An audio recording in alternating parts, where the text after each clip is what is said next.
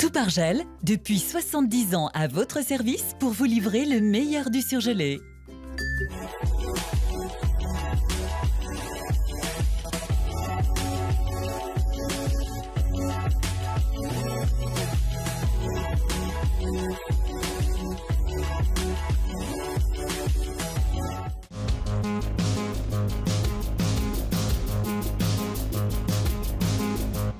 Une nouvelle piste cyclable sécurisée et à double sens qu'est Sarail à Lyon. La course aux fournitures scolaires qui a déjà commencé dans les grandes surfaces. Enfin, présentation de 2 nouveaux joueurs à l'Olympique lyonnais. C'est loin d'être la dernière piste de cyclable. Par contre, c'est une piste cyclable emblématique pour notre maillage à Lyon. Et cette piste, c'est celle du quai Sarail. Elle a été officiellement inaugurée ce matin. Une voie sécurisée à double sens, créée entre la place Lyotet et le cours Lafayette. Un axe où passent pas moins de 3500 vélos chaque jour. Il nous faut répondre à l'augmentation forte de la pratique du vélo, qui n'est plus une pratique uniquement au loisir, mais qu'une pratique quasi professionnelle. C'est-à-dire les gens se déplacent pour aller de leur domicile à leur travail et vice-versa. On est entre la tête d'or et les facs. Et qu'est-ce qui se passait au niveau des vélos? Ils passaient sur les trottoirs. En plus, il faut spécifier qu'il y avait 50% déjà de la circulation et des déplacements qui étaient vélos. Donc il y avait urgence à apporter ce confort aux vélos. Sur le quai, il y a donc maintenant 2 voies pour les voitures contre 3 auparavant. Un changement qui semble déjà plaire aux utilisateurs de 2 roues. On se sent beaucoup plus en sécurité. Ça ressemble un peu à la piste cyclable qui va à la gare Pardieu, qui est très bien. Bon, peut-être pas en heure de pointe, mais parce qu'on a beaucoup de vélos quand même ici. Mais sinon, ouais, très bonne idée.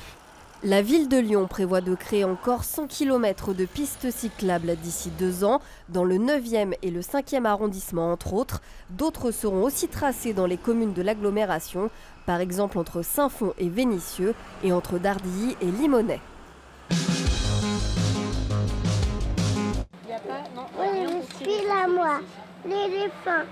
Coraline a choisi, ce sera ce sac à dos qu'elle arborera fièrement le jour de la rentrée. Et oui, alors que les vacances ont à peine débuté, certains préparent déjà le retour en classe. Pas question donc de s'attarder sur les jeux d'été ce matin. Pour certains, c'était plutôt le grand plongeon dans le rayon des fournitures scolaires. Le retour sera la veille de la rentrée, donc c'est pour ça que j'essaie de m'organiser. C'est la course au Mont Blanc, faire le meilleur achat possible, qu'après il n'y aura plus rien, donc voilà.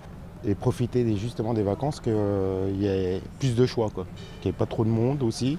Plus de choix, peut-être même un peu trop aux yeux de certains parents qui ne savaient plus où donner de la tête ce matin. D'habitude, je me prépare. Là, je ne me suis pas préparée du tout. Parce que d'habitude, comme là, pour les cahiers 24-32, je regarde sur ma liste combien il m'en faut, combien là, je vais faire matière par matière. Les achats de rentrée de plus en plus tôt, une tendance observée depuis quelques années dans ce magasin de Vénissieux, l'un des plus grands de l'agglomération. Un espace entièrement dédié a même été installé depuis le 9 juillet dernier. Beaucoup, c'est pour acheter déjà tout ce qui est achat, on va dire, plus plaisir. Cartable, agenda, qui sont généralement choisis en collaboration avec les enfants qui choisissent plus ou moins les licences. Et après, il y aura une deuxième partie qui se fera certainement plus sur la styloterie, papeterie, la liste scolaire proprement dite. Mais en attendant la rentrée prévue le 3 septembre, place quand même aux vacances. Pour Coraline en tout cas, elle semble avoir bien commencé.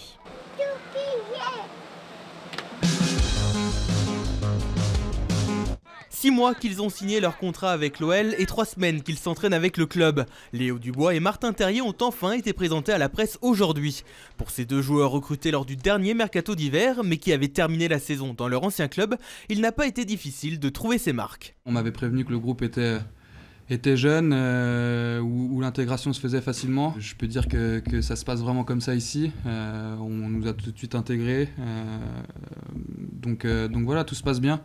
Après, faut pas surjouer, faut rester les hommes qu'on est et puis tout se passera bien. Preuve de cette bonne intégration, Martin Terrier, lui, en est déjà à 3 buts inscrits en 2 matchs amicaux face au FC Sion et à Fulham. Je démarre bien la préparation, mais c'est vrai qu'en amont, on a un bon travail au quotidien avec le groupe et le coach. Donc forcément, je pense que ça joue beaucoup. Et c'est vrai que pour un attaquant d'être décisif, ça met en confiance. Hormis ces deux recrues, le mercato olympien est plutôt calme, du moins au rayon des arrivées, car l'OL compte déjà 8 départs, même si le président Aulas le prévient, 1 voire 2 renforts sont attendus dans les prochaines semaines. Il nous manque probablement 1 ou 2 joueurs, plutôt 1 que 2, et on va tout faire pour pouvoir le faire, mais il n'y a pas de certitude, parce qu'on ne peut pas non plus surpayer dans des conditions qui ne seraient pas légitimes des joueurs qui ne valent pas le prix qu'il faudrait mettre. L'OL poursuit par ailleurs son programme de pré-saison par un stage en Angleterre, avec un match amical dès demain face à Huddersfield.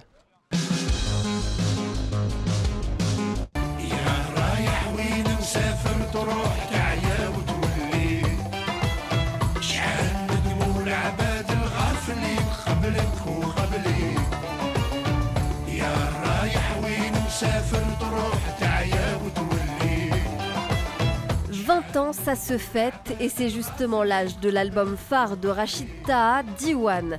Un anniversaire que le chanteur d'origine algérienne fêtera le 22 septembre prochain à l'Opéra de Lyon dans le cadre des concerts Underground, un spectacle unique pour l'artiste qui sera accompagné des cordes de l'Opéra lyonnais.